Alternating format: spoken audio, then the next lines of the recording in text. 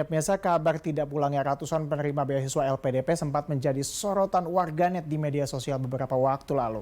Pasalnya LPDP mensyaratkan penerima beasiswanya untuk pulang dan juga berkontribusi membangun negeri. Dan mengenai hal ini, berikut kita simak liputan dari VOA. Pemberitaan mengenai penerima beasiswa LPDP yang tidak pulang ke tanah air setelah lulus sempat jadi sorotan masyarakat Indonesia. Narasi negatif dan pandangan warganet juga mendominasi media sosial. Sejak 2012 hingga kini, lembaga beasiswa di bawah Kementerian Keuangan ini telah memberikan beasiswa kepada lebih dari 36.000 orang. Sebagian beasiswa ini diperuntukkan untuk perkuliahan tingkat lanjut di luar negeri.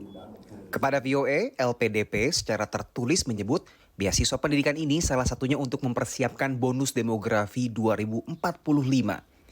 LPDP sebut pencapaian pendidikan S2 dan S3 di Indonesia masih teramat rendah. 0,03% untuk lulusan strata 2 dan 0,02% untuk strata 3.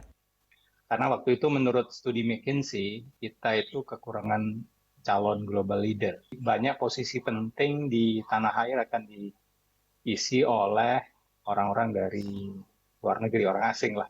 Pendidikan tidak murah, tetapi itu adalah investasi jangka menengah panjang. Jadi tidak bisa kita kasih beasiswa sekarang terus kemudian menghasilkan besok.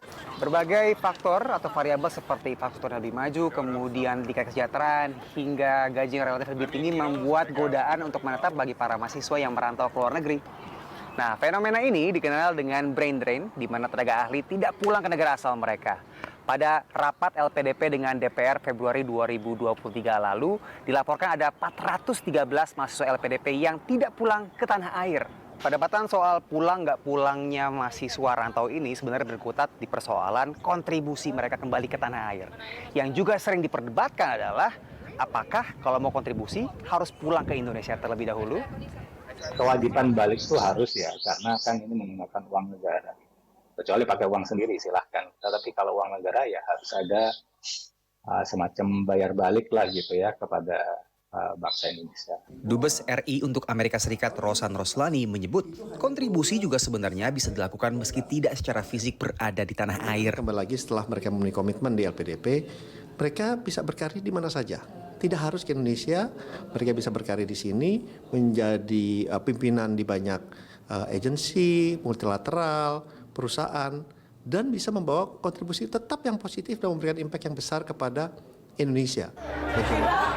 Syarat pulang memang bisa dikecualikan oleh LPDP untuk penerima beasiswanya yang diterima bekerja di lembaga internasional yang di mana Indonesia jadi anggota, seperti misalnya PBB.